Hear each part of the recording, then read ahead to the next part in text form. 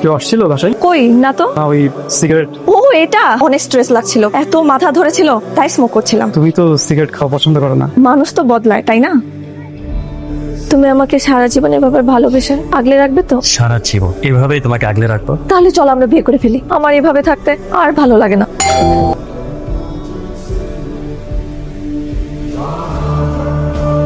ব্যাগটা দাও, ফ্রেশ হয়ে আসো।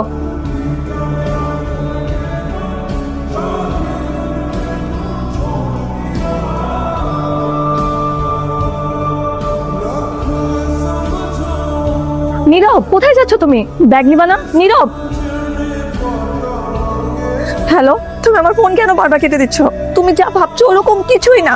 ওই দিন তার সাথে বসে আমি শুধু কথা বলছিলাম। প্লিজ তুমি আমার কথাটা শোনো। নীরব, এটা শাস্তি না, এটা মুক্তি। নীরব, আমাকে এবারের মতো মাফ করে দাও প্লিজ।